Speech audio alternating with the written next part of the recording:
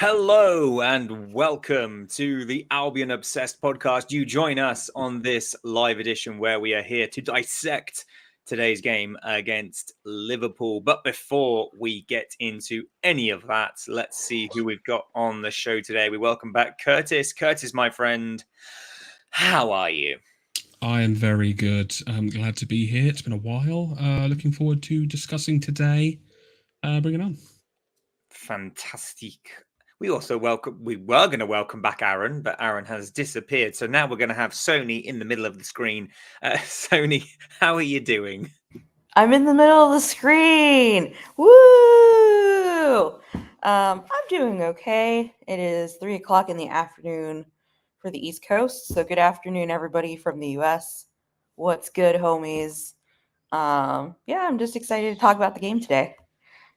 And we can welcome back Aaron. Aaron, my friend, jet lag is hitting you hard. But generally speaking, how are you, mate? Yeah, I'm all good, thank you, mate. All good. Happy to be back in the mighty UK. He just turned off to throw up, Thomas. That's all he did. After 2.5 weeks of being in the States, been stateside, so yeah, good to be back. Good to be back, mate. And it is certainly good to have you back, Aaron. Welcome, and welcome to anyone who's joining us live. As a live show, don't forget to drop us your thoughts and your comments. Let us know what you thought about today's game. And as we go through the episode, of course, drop in your thoughts in the talking points that we're going to discuss. Now, before we discuss today's Liverpool game, let's briefly talk, Curtis, about the game in midweek where Brighton and Hove Albion played their first Europa League game away from home in Marseille. Pretty spectacular occasion for the club. As a Brighton fan, Curtis, how mad is it that we were playing European football away? I know it's not our first European game, but it's our first away game. So just how spectacular was that for you? I mean, I wasn't there, and I was so desperately wanted to. I was very envious. But it was kind of emotional, you know. Like there was at times where I was like, okay, it's just a football game. We've got to focus and everything. And then when the game was about to kick off, and you could see all their fans putting up the banners and stuff, I was like, wow, this is real. And this crowd is hot. You know, they're red hot and they're ready. And yeah, it's still not quite actually settled in for me that this is what we're doing and we've got this far. But I just still feel an overwhelming sense of pride for all of it. So that's my feelings. And talking of being overwhelmed, Aaron, I think it's probably fair to say at times in that game against Marseille, the team did look a tad overwhelmed, whether that's because of the occasion, because of the fans. I don't know. But what was your sort of overarching thoughts of the game against Marseille? I mean, it pretty much summed up really how our form has been, to be honest. It was just we didn't particularly play well in the first half, and two stupid mistakes, and they go two goals up. And same at Villa, it was same against AEK Athens.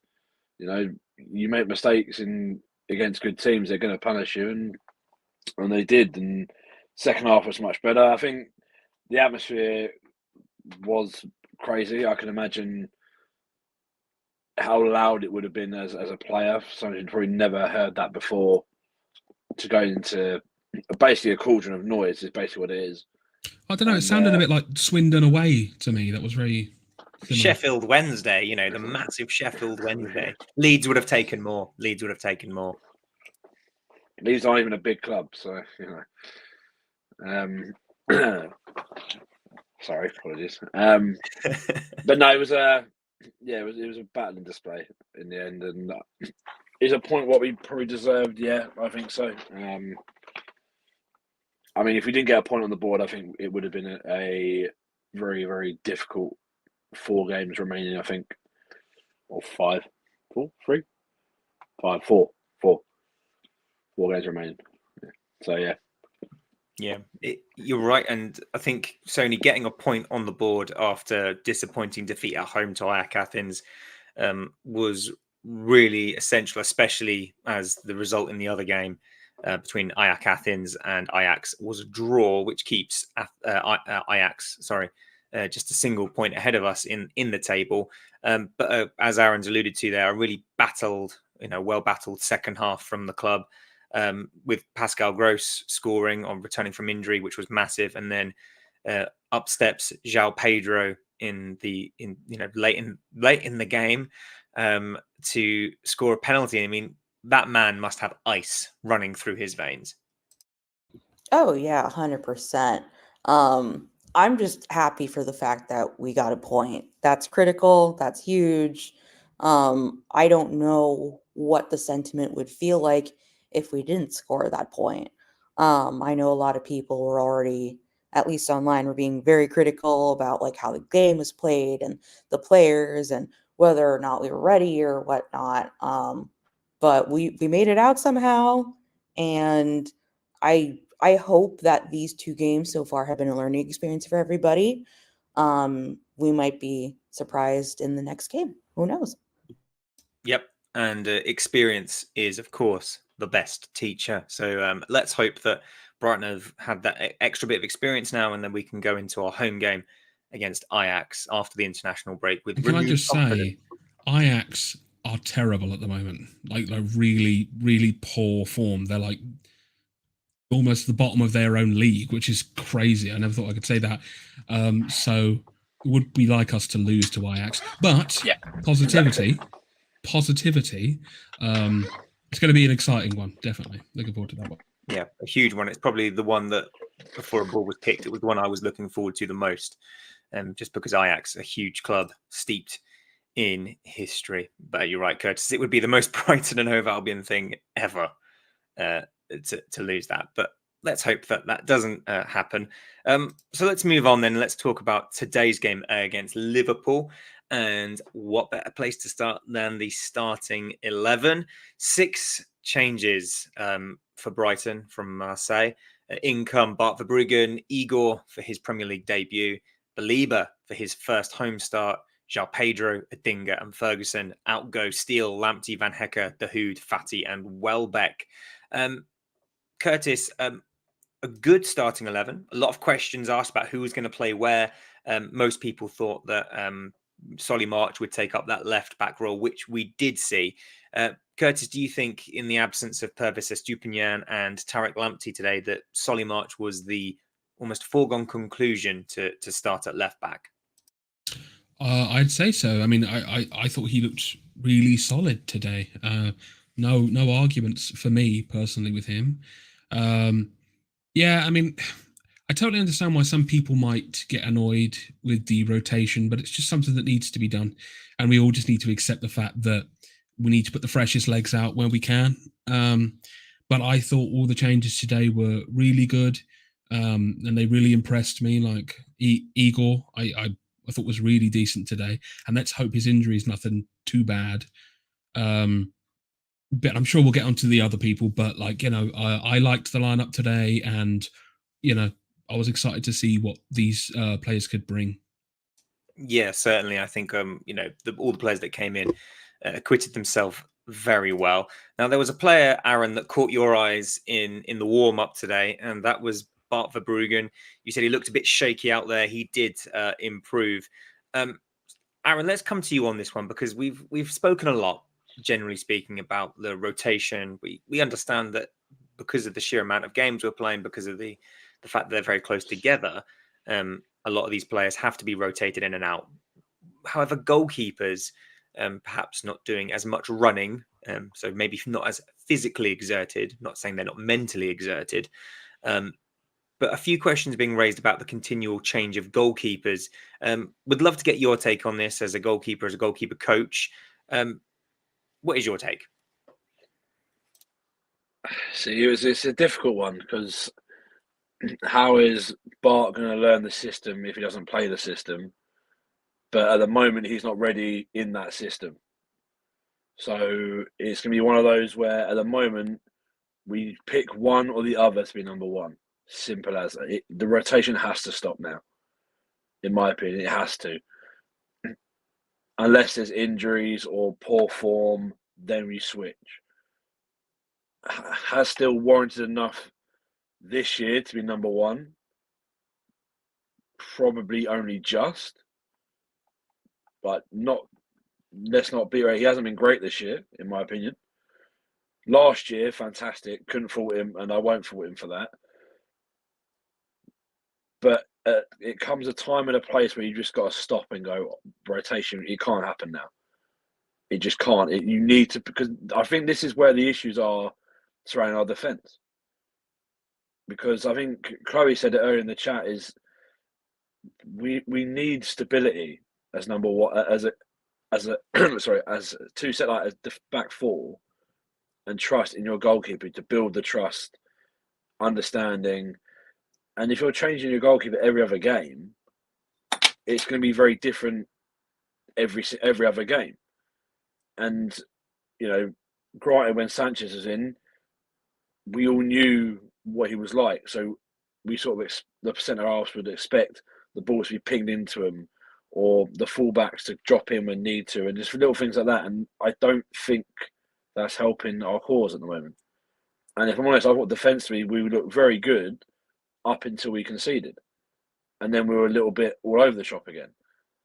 And no doubt we're going to stand in a little while, but it needs to stop now. It needs to stop, and I think I'm not going to take any away from Bart. I think he's done well when he's come in, but I just don't think he's ready for the system as of yet. How is he going to get ready? Is a whole different question, because how are you going to get ready if you're not playing games? And this is the multi-million-dollar question. Yeah, it certainly is, and I think we can all agree that I think that Bart Verbruggen is a future number one at this club, a consistent number one. I mean, it's not unexpected. De Zerbi said at the beginning of the season he has two number ones. He will rotate, but I think the early evidence would suggest, as Aaron does, that perhaps rotating goalkeeper might not be the best course of action at the moment. Let us know your thoughts in the comment section down below. As I say, rotation when you're playing as many games as close together as we have been is understandable, but goalkeeper perhaps less so. So it'd be really interesting to see what other people think of there. And Sony, we can't not talk about the squads today without talking about the return of the Mac. Alexis Mac Allister coming back to the Amex for his first game as a Liverpool player. We talked a lot in the summer about the right ways and the wrong ways to leave clubs when other players perhaps left the club with less than a stellar reputation, but Alexis Mac Allister, many fans would say, left in the right way. How good was it to see Alexis Mac Allister back? And the reception he got at the Amex was overwhelmingly positive. Yeah, I mean, I know that at the very end of the game, when everybody was doing their little clapping moments, there's a video actually on Twitter right now that's circulating of De Zerbi hugging, exactly, like he's over here hugging Mac Allister and just pointing at the crowd to cheer him on, like, hey dude, he's back. And you can tell the crowd fed into it, because Alexis truly, in my opinion, has not done anything wrong to the club, to the fan base. He was very grateful and was still humble all the way until he left. He played 100%, didn't give up when he got benched. In the year or so that I have been following this club, I have always seen him as a really good role model for not only himself, but for other teammates. And up until the very end, he was grateful and he was excited to tackle a new challenge.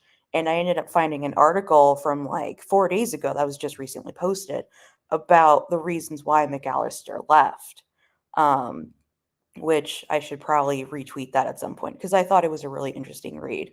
But overall, I don't know. I was just happy to see him again.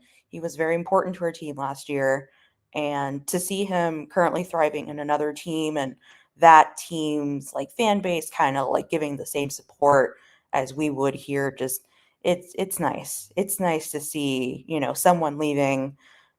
I can't really say proper way per se, because there truly is no proper way, but more of a dignified, hey, thanks for everything kind of way, versus I'm not going to play for the team anymore. Bye. As we've seen with plenty of other players, some we will not mention on this episode. But But yeah, there are ways to leave a club, and McAllister leaving definitely left an impression on everyone. All I'm saying is beware the snakes in the grass. That's all I'm saying. I think very well put, Sony. Very well put, Curtis. Just Justin in the comments. It's a tough situation with the keepers. So just going back to that talking point there. But as you say, Aaron needs minutes to get comfortable with the system and reach his ceiling. But Steele hasn't really done anything wrong to lose his spot. Conceding I think six. I think Steele has been poor this year, in my Yeah. opinion. I He was feel poor like against Marseille as well. He should have. He was the he second should goal. have second goal. Granted, that's Dunk's problem, but he still should be saving that. Some of the goals against Villa should be saving. You know, the only if you're going to drop him because of that, then that would be harsh. But if you got two goalkeepers pushing for that number one jersey, as in they are both basically number ones, then the slightest mistakes have to be punished. Like you cannot make errors. Like look at Arsenal with Raya and Ramsdale. Like they've got two world class goalkeepers, and Ramsdale has a couple of iffy games and gets dropped. And I would imagine now Ramsdale will come back in because Raya was absolutely awful from what I've heard today in the City game. Because it's just fine margins at this level. Yeah, I agree. It was the same with Webster, wasn't it? When Webster had a bad few games, we replaced him with Van Heck, and that was pretty good when that happened. So yeah, we've said on the podcast before about competition breeds, excellence. It can only help, and we've seen in the past how when players don't have that competition, they tend to get a bit lazy. See Matthew Ryan, Robert Sanchez. Obviously, Big Bart, he's made a couple of mistakes himself today. We'll talk about that in a bit. And against Bournemouth, but again, it's hard when you're a keeper because the slightest mistake you make normally ends up in a goal more often than not. But let's get into the action, as it were. Then let's talk about the opening few minutes, and it was a bit of a shock, Curtis, to see that in the early phases of the game, we had a couple of set pieces, and they weren't awful. Set pieces this season have generally been shocking, attacking and defending. But as Dagan says in our group chat, in the early stages, we had perhaps what were the best organised, best looking, and the most dangerous set pieces and corners we've seen this season. And it almost led to Solly March scoring. And we did see, obviously, later in the game, us scoring from a set piece. But in that early instance, Curtis, just how refreshing was it to see us actually look like we might be a bit dangerous from a set piece? Well, I'm guessing they've taken up the tactic of holding the set piece coach's family hostage or something and saying, I want results. All right, I want results now. But basically, it was good to see those pieces finally fitting together because we've been woeful with our set pieces for quite a while. And the set piece later that led to the goal, I about had a stroke when that goal went in. I was so surprised. I was like, oh right, cool, yay, Dunk. Because I know that you, Tom, have been someone that's nitpicked the fact that we've usually been quite bad with our corners and our set piece goals. So how did it feel for you to see these set pieces paying off? Yeah, it was. I think it was very refreshing. I think defending set pieces has been shocking this season. But it's quite funny. Every time we get a set piece, it normally just doesn't beat the first man. It was nice to see it just mixed up a bit. I think it was the corner. Gross went short to Pedro, and he whipped it round to March. It was just something a bit different, and it was nice to see. By the way, why is Dunk taking free kicks? Whose decision is that? Because of that one time he did it against Liverpool. Liverpool, and he did it against Brom, and then we had he has got a good technique. To be fair, the technique's fine. I just don't get why he's taken. Like, just let Gross or March take it from there because you're not going to beat him with power there because you're just going to hit it either over or at the wall, unless you absolutely whack it and it moves and dips everywhere. It's not going in, Or Alisson has a howler, which he did in the end. But yeah, it's because he's living off those two free kicks, one that counted and one that didn't. He's got a hell of a kick on him as Dunk, but you're right. If you want March or Gross over that, really. But as I say, it was just nice to see us actually threatening from set pieces. And yeah, Aaron, you talk about goalkeeper howlers and Alisson. Let's talk about what was a little bit of a howler from him, and perhaps more so from Van Dijk or Alexis McAllister, that led to our first goal. It was a poor pass into McAllister, perhaps caught ball watching, and Adingra nips in, takes a touch, and from 25 yards out, just strokes it into the bottom corner. Alisson probably should do a little bit better, maybe perhaps not expecting him to take that shot so quickly.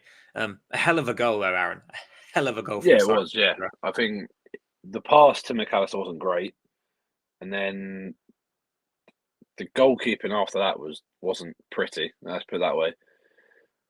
I think, like you said, I think he's caught him off guard a little bit, but even so, a keeper of his standards should save that. A keeper of it, that's bread and butter, really, for him. But it was watching it when it live when it happened. It was a little bit confusing. Like how was that just gone in? Like it literally made no sense. And watched replays, and yeah, it's not. It is very, very poor goalkeeping. But it's what we deserved. It's what we deserved because I think we started the better team. And if I'm honest, in large parts of the game, we were the better team. I think we'll come on to it, no doubt, later. But again, it's just individual errors. Again, which is a common theme at the moment. Yeah, it is, unfortunately. But you are right, Aaron, because through most of that first half, especially, it was probably the best football we'd played since Manchester United, in my opinion, at any rate. Sony, just really quickly on Simon Adingra and his goal. The lad seemed to be absolutely everywhere today. Really exciting to see him starting, especially with Solly March playing at left back. He looks like a very promising young talent, absolutely electric today. Absolutely.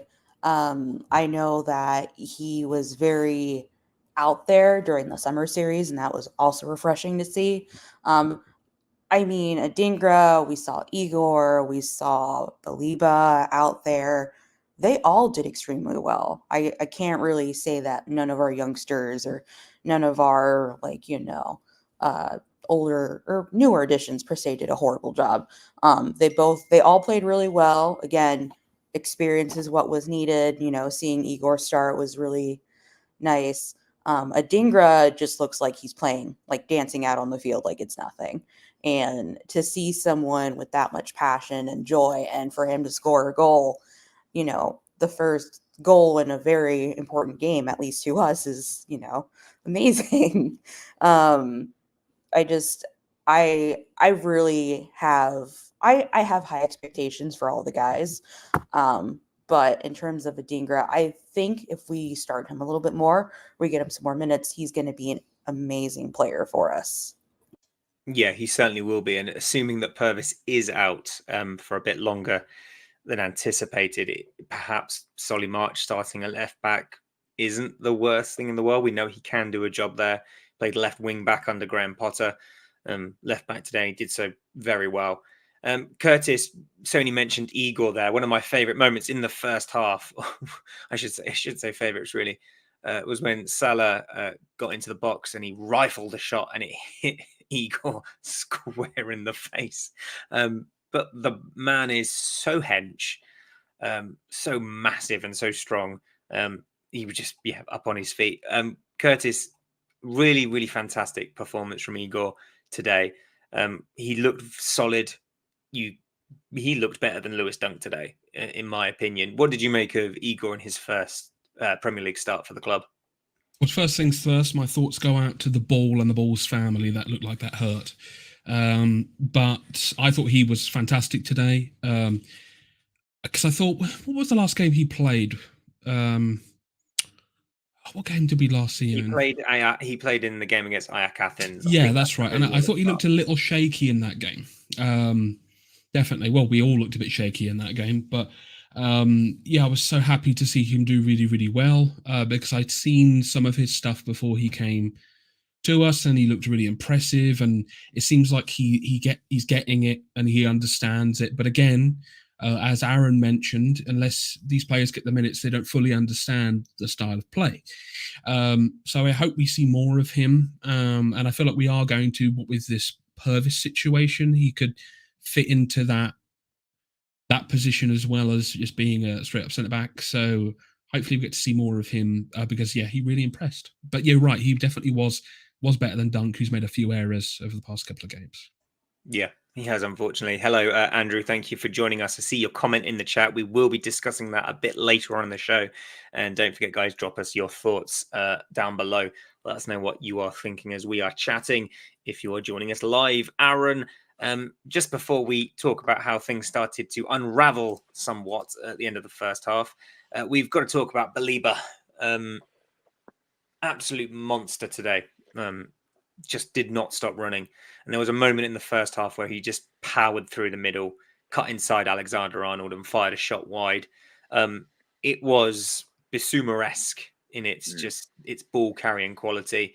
Roberto De Zerbi said, I think it was in a press conference before the game, that he believes that Belieber will be better than Moises Caicedo. They are different players, but he believes Belieber will be better.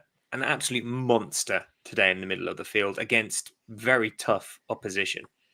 Yeah, he was outstanding. He for me, probably was man of the match. Him or Adingra for me. He just made a bit of a difference, having a bit of physicality in the midfield. I think that helped. But yeah, I'm just echo what Curtis said. He was outstanding today. Yeah.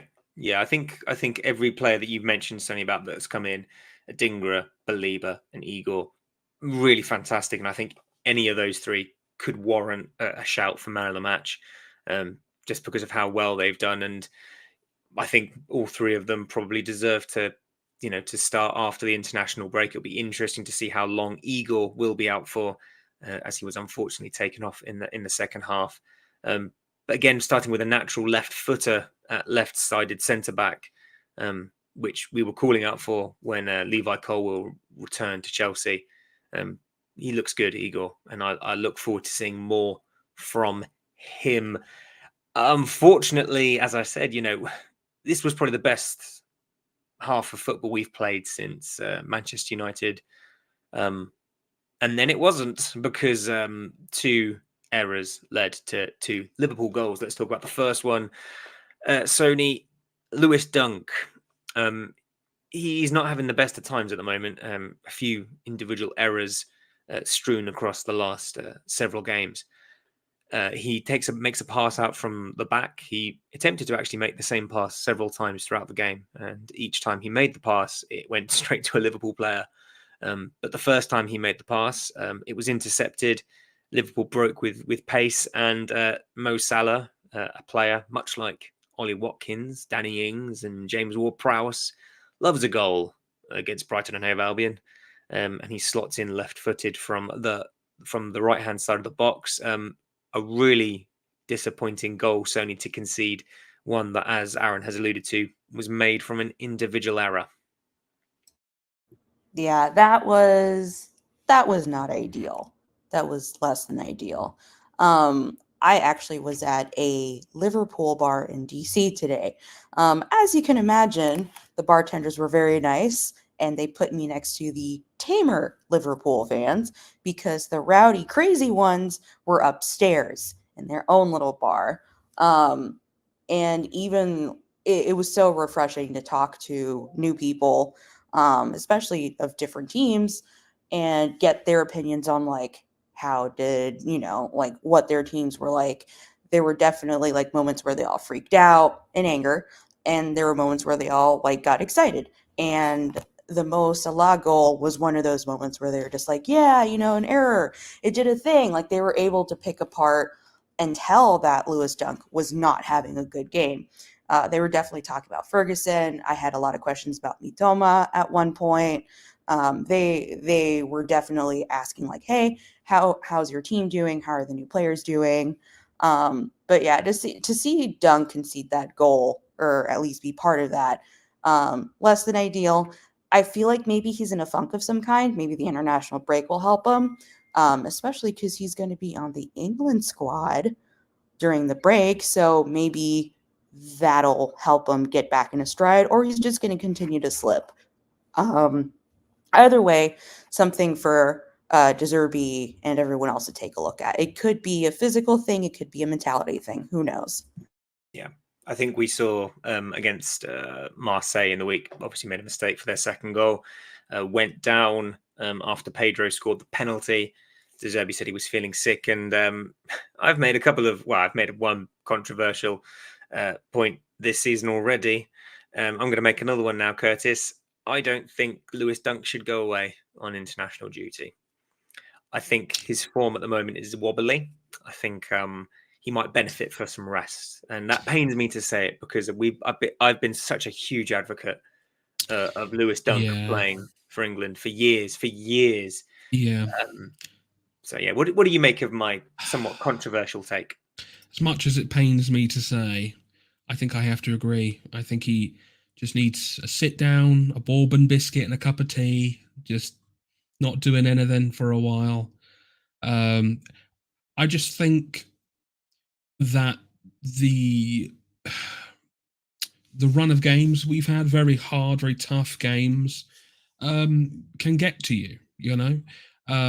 And I understand from Roberto De Zerbi's point of view that, you know, sort of Dunk's kind of not droppable, because I'd argue we look worse without him as well, which is kind of funny. But again, we need to maybe try and figure out different centre-back pairings, you know, to allow Dunk to have, you know, maybe not start, essentially. But going back to your original point, yes, maybe, but I know that how well he played in the last game for England. I don't know. Who are we playing? Who's the international game against? Do we know? Ukraine or something, I believe it was, maybe? Is it Australia and Italy, I want to say? Yeah, quite physical teams. It's terrible that I don't know who we're playing against, but that's just. I mean, yeah. To be fair, I literally couldn't give a shit either. I can't lie to you, Tom. Yeah, and there's a chance that, you know, Dunk might not even start either of them. So, you know, we don't even know. But I think ultimately, Tom, I see your point, and I think I agree. Yeah. Really sad to say that. Really sad to say that, but that's what my heart tells me. And as you say, Curtis, the man deserves to put his feet up, have a little bicky, have a cup of tea, and just watch a bit of telly.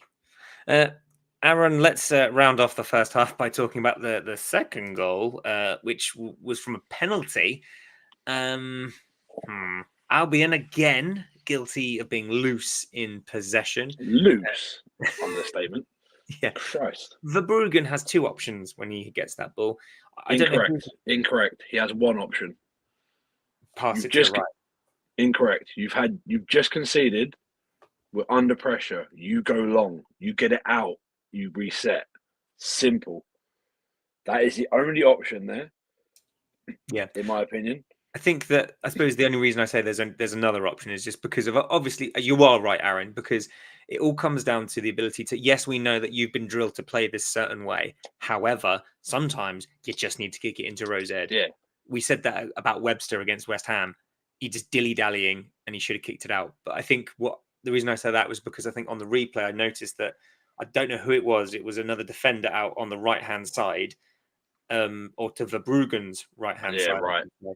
It would have probably been Dunk or Veltman, one of the two. Yeah, instead of playing that path, he played it into Gross, who's got two Liverpool players around him.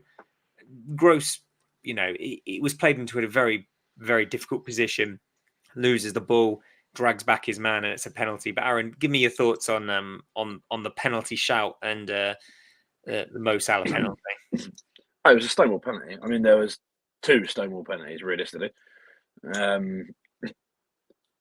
People were saying that Gross probably should have got sent off, but I get why, because he's not actually playing the ball. So if you remember right, the rule is if you're playing the ball and concede a penalty, it's only a yellow. But if you don't, so like if a keeper, if you like, pull someone down or you're not looking at the ball, anything like that, then I'm pretty sure that's a red. But then again, that sounds like Taylor's whole entire game because he was fucking useless. We had the whole issue started with the pass out from Bart. Gross's touch or pass back I don't know if it was a touch or a pass back or whatever it was abysmal. But don't play him in that position. You literally fed him a hospital pass, and at that moment, they're always going to score. Like as soon as they press and win that ball back, they're not going to miss from there. They're too good to do that. And Salah does what Salah does best and slots it away. It's a good penalty, and it was undeserved, but we make our own mistakes yet again, own downfall yet again, and it's little things like this is why we're conceding so many goals. I'm just going to go back to it because we're just making individual errors. Right, there is no need to play Gross into there.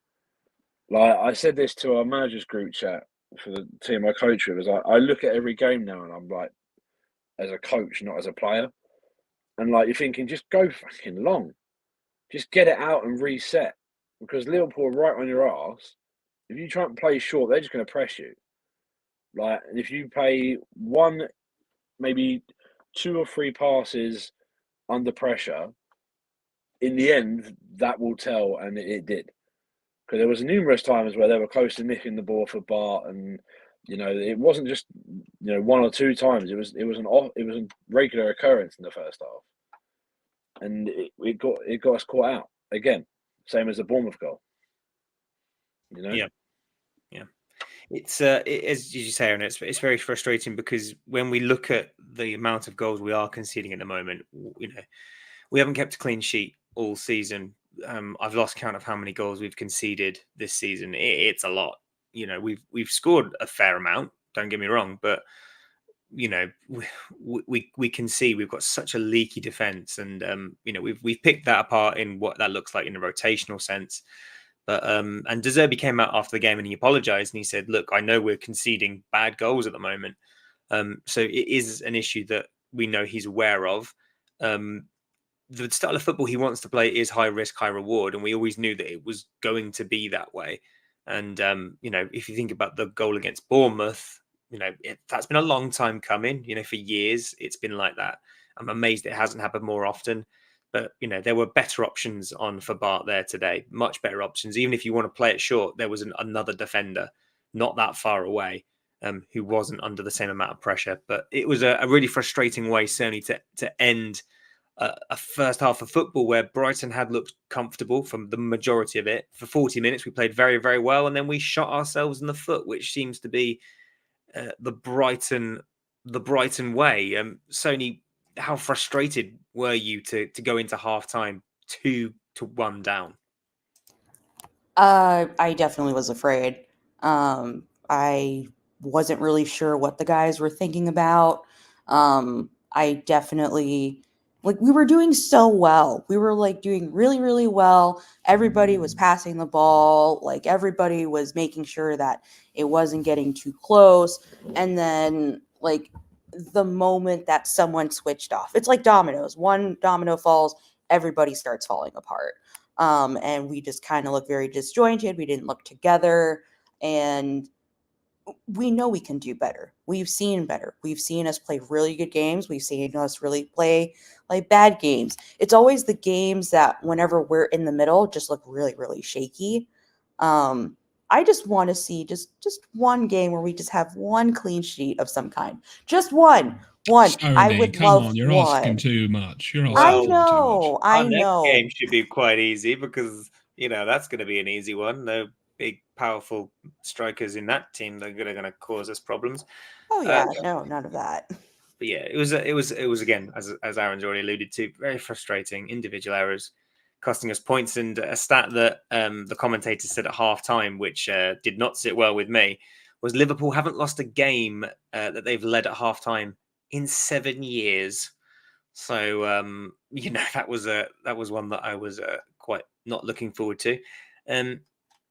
So yeah, we played ourselves into some problems at the end of that first half, and it was pleasing though, Curtis, as has been the case over the last couple of games, that we came out of the second half and we did look more threatening again. Early in the second half, Ferguson played a wonderful ball down the right-hand side. Adingra absolutely rinsed Robertson. And Ab Allison made a fantastic save at his near post. But Brighton, again, showing life, showing signs of that we would get back into that game. Was it rewarding for you to see that the Brighton that we've seen going forward after half-time, after a disappointing half or end to a half, was out on the pitch? I mean, I remember the days of when we would go 2-0 down and the heads would just drop, and that was it for us. There's just so much more fight and heart and spirit and gumption, good word, gumption, in this team. And today's word is gumption. But yeah, it's nice to see that fight, because De Zerbi will not allow you to not go out there and try. He would kick your ass at the halftime. He would. And I can, we saw how angry he was today in the dugout. It was hilarious, actually. But yeah, just as I said, like, it's the same as the Marseille game, just to see that spirit, us wanting to fight back, and we did, and yeah, quite proud. Yeah, it was rewarding to see. We did start the second half much better, generally speaking, and we did look the better team, and then suddenly, Aaron, out of nothing, Liverpool really should have gone 3-1 up. They got down our left-hand side, their right-hand side. And I think his name was Gravenbach? Gravenberg, yeah. Yeah, he smashes the ball against the bar from about 4 yards out. Should have been 3-1, Aaron. That should have been it. That should have been game over. Yeah, to be fair, I actually thought he hit it wide. I didn't realise how bad the miss was actually in the ground. So I was thinking, it couldn't be that bad. And I watched the highlights and I got home. I was like, oh, Jesus, that is a horrendous miss. I was like, that's 3-1. That's game over at that point, really.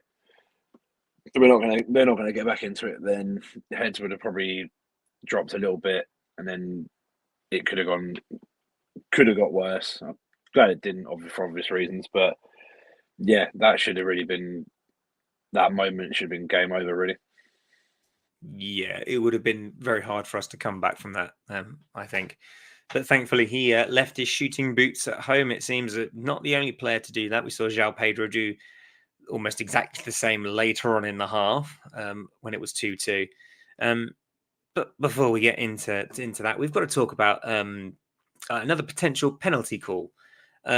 Now, before we get into the ins and outs of it, I think the context here is quite important. But obviously, last week we saw Liverpool get one of the worst worst VAR controversies happen to them. It was terrible, awful. And since then, the changes have been made.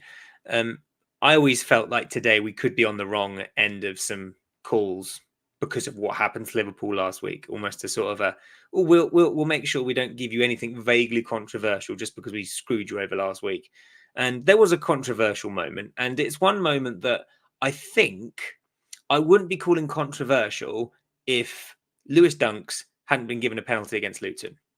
If that hadn't happened, I'd probably been like, yep, fine. Okay, fair enough. Ball hand, that's fine. But the fact is, the ball comes into the area, it hits Van Dijk's leg, it hits his hand. And normally I wouldn't even begin to call that a penalty. I just wouldn't. But they gave a penalty against Lewis Dunk against Luton for hitting his back and then his hand. And I know there's certain rules about, because he was sliding along that, but it's the infuriating lack of consistency that does my head. The problem is there, Tom, is the ref gave that penalty. The ref didn't give the one today. So there's not enough to overturn that decision. Yeah. I get where you're coming from, Aaron. Is it a penalty? No, it's not a penalty. Like, it's not. If anything, there was another one with Robertson down the left-hand side where, granted, Adingra has kicked the ball at his hand, but if we're going back 2 years, that's a penalty because it's his hand. It's hit his hand. Like, Robertson slid in, and then Adingra just literally kicked the ball in his hand, which nothing was looked at. It wasn't a penalty either. But if we're going back a couple of years ago, that's a penalty because it's touched his hand. And the officiating in this league, not even this league, in England is just a mess. from the very bottom to the very top. Interesting fact, I'm going to have a report written about me from the referee from my game yesterday, so that's going to be fun. I'm getting a lovely fine in the post, so yay for me.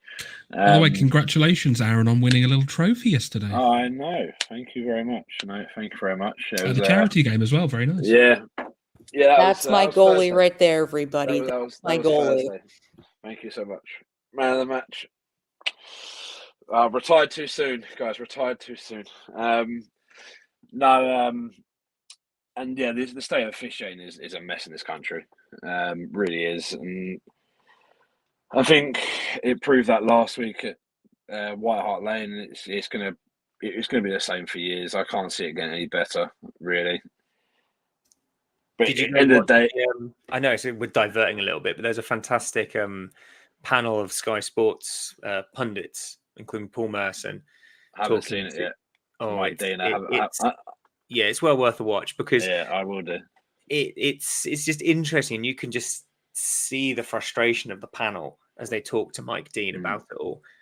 Somewhat ironic, obviously, because Mike Dean refused to give Chelsea a penalty, was it? Last season because he didn't want to make his mate look bad. But yeah, I think with the Van Dijk incident, it wasn't a penalty. My gut instinct says no, it's not a penalty, but it makes me angry because obviously we gave a penalty away for Luton, for something quite similar. And if it's given, it doesn't get overturned. Yeah, in my opinion. But that's the thing. They didn't even check it. That's that as well. No, they did. They did check it. They did check. Oh, they did. Okay, how is this for a conspiracy theory? They didn't give it because of what happened last week. Do you know what I mean? I mean, again, that's a conspiracy theory that I don't necessarily subscribe to, but it does my head in because one week a referee last week, and the next week a referee wouldn't, and that's not okay. Last week was literally a shit show for there's no other really word for it. And I think if there was a more controversial decision in the game, then you could argue that. But for me, it's not a penalty, and it wasn't. It never was. I don't understand why Twitter is going off on a mad one saying it's a penalty. It's not. Even in the ground, I didn't even see it. Like, I didn't even realize it hit his hand. But yeah, it's just what fans are like. And just for the last time, and just as we close on this, I don't think it was a penalty. I genuinely don't. My frustration comes from the lack of consistency in officiating, rather than penalty. But as you say, Aaron, the on-field decision, perhaps not clear and obvious error, VAR won't overturn. Fine, I can accept that. Might have been a bit different though, Sony, if the game had ended differently, but it didn't because we scored from a set piece. Oh, I've come over all emotional. Yes, Lewis Dunk, the captain, scores from a set piece, and there was some pretty questionable defending from Robertson in there. But let's not take it away from Lewis Dunk. Right place, right time, gets us into the game, gets us a point. Sony, as wobbly as he had been throughout the game, it was fantastic to see Dunky on the score sheet once again. Shout out to Lewis Dunk. Again, sure, he's inconsistent and whatnot right now. He's in a slump. But hey, maybe that goal will improve his morale, There's nothing better than helping your team win, either indirectly or directly, So even if you didn't score a goal, okay, cool, I won. But the fact that you got a goal in, that should mean something. So, I'm happy that he got a score in, and maybe that'll be the good morale booster for him, and maybe he'll improve once he gets back from the international break. Yeah, let's hope so. Fantastic moment to see Dunky back on the score sheet, our captain, after, as I say, a pretty tough time for him. Yeah, Tom, if you look in the ancient texts of Nostradamus, you have floods, fires, and the yearly Lewis Dunk goal. Yeah, do you remember that season he was the top scorer? Yes, I do. Yeah, that's mad to think about. Yeah, and it is. We've been sat here. We kind of this season we very much moaned at our set piece defending and offending, as it were. It wasn't that long ago that Lewis Dunk and Shane Duffy were scoring from set pieces for fun. What So, a pairing they were at one point, though. I know. Oof. Shane Duffy's the sort of man that you'd want, if ever like deep impact happened, you just send Shane Duffy up into space, doosh, be fine. Duncan Duffy, what a pairing. But no, Lewis Dunk rescues a point for us. It could have been 3 if João Pedro had done much better. When pretty much, well, it was harder to miss. Lovely cross from Simone Adingra. He just launches it into the atmosphere. But the game ends 2-2. And I tell you what, Curtis, the players at the end, they just looked absolutely dead on their feet. Belieber ran his socks off, and you could see at the end he was really struggling. The lads looked tired. He was cramping up, wasn't he? Like he had to stretch. But you're right. I mean, what you said about him not stopping running, he just ran the entire game, and he was outstanding. My man of the match actually was Belieber. But yeah, I think in the end, as I say, I was fairly proud of the heart and the gumption and everything else. But yeah, it was disappointing. Just these fine little margins. That Pedro chance, just I wasn't angry really throughout the entire game. Maybe a little bit at the first 2 goals, but that Pedro one sent me to the moon. I was proper pissed off. I was just like, no. But it is what it is, and he'll improve. But I thought he had a pretty good game otherwise today. So yeah, I thought we said about the top of the show, Pedro, Igor, Belieber, Adingra, they all played really well. And I like how we're getting quite a few space references into the episode today. That's pretty nice. Just before we do go on to the player of the match, I know that Curtis and Aaron, you've already alluded to who you think it should be. There's just a stat I'd like to share with you. Because Roberto De Zerbi is the first Premier League manager that Jurgen Klopp has faced 4 or more times across all competitions and failed to beat, drawing 2 and losing 2. I mean, that's a pretty spectacular stat. I mean, whether you like him or not, Jurgen Klopp, fantastic coach. Liverpool look a lot stronger this season than they did last season. So a point is certainly nothing to be sniffed at. So all that remains, I suppose, in terms of this game, then, is to decide who you want to be your player of the match. I mean, Curtis, are you sticking with Belieber? Yeah, I believe I will. But shout outs to Adingra, who I thought was really good today. I thought Solly had a really good performance as well. But yeah, I'll give it to Belieber. Fair is fair. Aaron, who gets your man of the match award? Belieber. Ooh, Sony. Player of the match, please. I'm going to give it to Adingra. Yeah, I'm going to go against everyone else. I mean, it's always hard for me to pick a man of the match because everybody's so good. Everybody does a great job, but definitely Adingra today. Dude ran his butt off and got us to get a point today. Can't be mad at that, you know? Yeah, he did. He really caused Liverpool a lot of problems with his pace. For me, I'm going to give it to... I've got to give it to the Belieber. fans. I've got to give it to the fans that turned up and cheered and clapped. No, I'm going to give it to Belieber as well. I thought he looked sensational today. When he came on for his cameo a few weeks ago, and we were like, wow, this lad looks really good. And then I think it was the next game he started and he didn't look so great. This game, he looked very good, looked very assured in possession, and just looked strong, powerful, ran with the ball. And yeah, he just did not stop running, even when he pulled up late in the game with his muscle fatigue. He just didn't stop, and I respect that a lot. So a big moment for the young man. I've got hopes that by the end of this season we will see a regular midfield pairing of Billy, Clifford, Gilmore, and Belieber in that double pivot role. That is where I would go. Some shouts out from Andrew to Adingra. Yeah, again, a fantastic game for him. I thought Igor did very well myself as well. Being obsessed. Joe is saying he is ready, referring to Belieber. It'd be interesting to see. That Joe guy comments a lot. I know, right? Weird. Bro, Weird. who is that guy? Who And is why is he obsessed? talking? He's obsessed with us. God. Can we block him, mods? Is that all right? Can we? Can we do that? I'm sure we can. Let's talk ahead then to post-international break, because we go up against champions Manchester City, who are on the back of some pretty poor form in regards to their club. They lost to Wolves and they've lost to Arsenal today.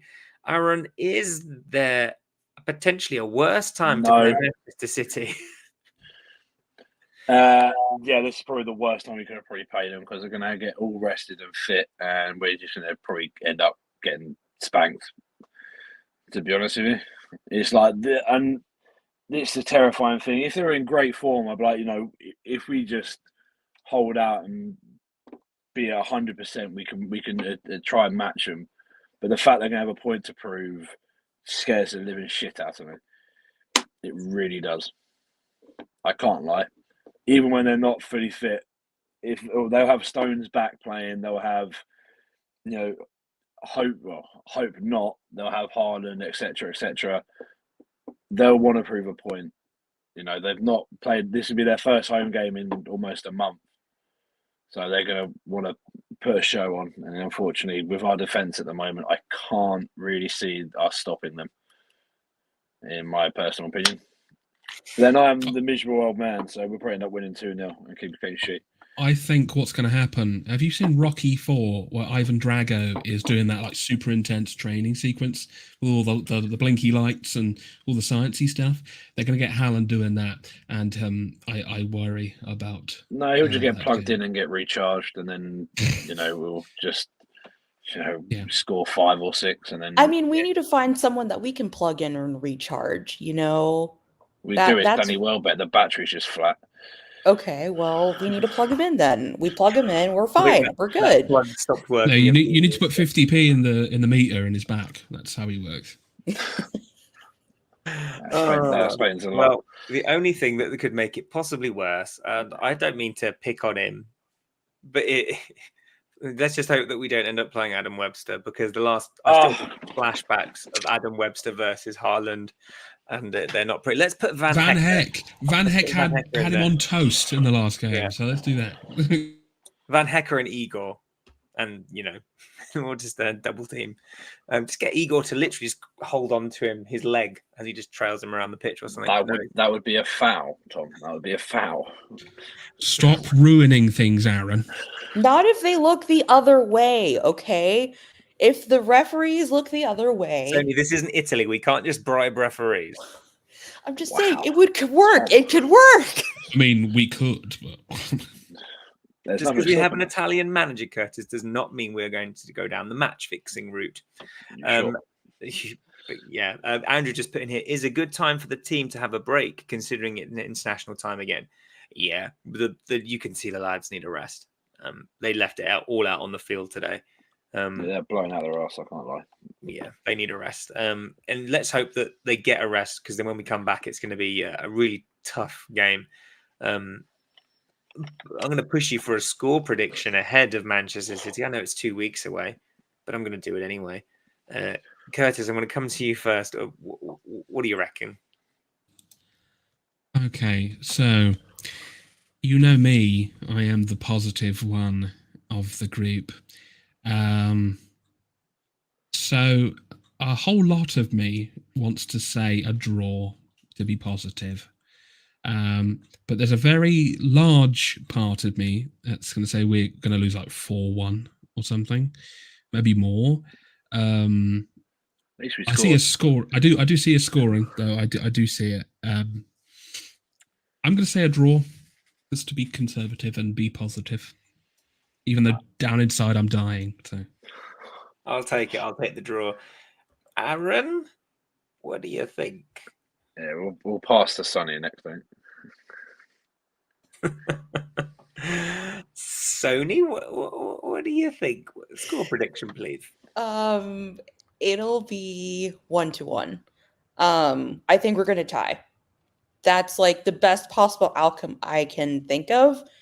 We tied last time. We did pretty well. Let's tie this time. I don't want to lose. Are we gonna get our butts beat? Maybe. I don't know. but we'll We make could it say- look good. So, Well, yeah, I mean, we can make it look good, but honestly, in all seriousness, definitely a tie, 1-1, hands down. I would take it. I'm gonna go out on a limb and say that it's gonna be it's going to potentially be painful. I haven't got high hopes just because of how poor we are at the moment defensively. So I'm going to go with 4-3 to us because why not? We're Yes, going to score because 4 goals apparently. Yeah, Christ, City positivity. concede 3 goals at home. Okay. But yeah, I know. No, of course, yeah, it's going to be tough. It's going to be next to impossible. But all we can do is turn up and hope for the best.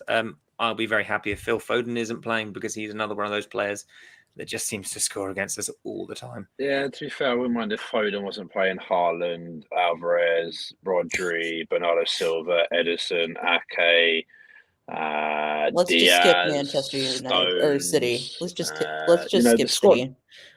If what if happened like a really bad case of like the shit went round their club, and then they'll have to play their kids. But then again, probably at the moment their kids will probably break through our defence. So we move. And and there you have it, listeners and viewers.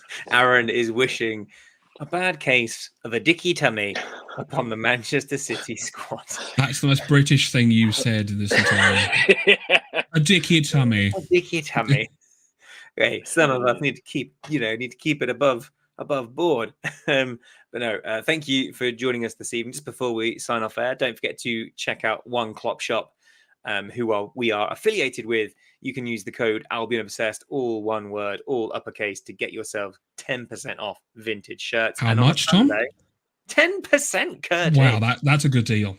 That's I a good know. deal. And tonight on a Sunday, they do 99p bids on eBay. So all their shirts they put on eBay, 99p start auction. So you can grab yourself an absolute bargain, 10% off. Check them out. Thank you for joining us. Let us know your thoughts and your feelings in the comments section down below. Who was your player of the match? What did you think? Did you think Brighton need to stop shooting themselves in the foot? Please let us know, as well as your score predictions ahead of the easy game against Manchester City. Please be kind. Wherever you may be, whenever you may be. We'll see you again soon. Take care.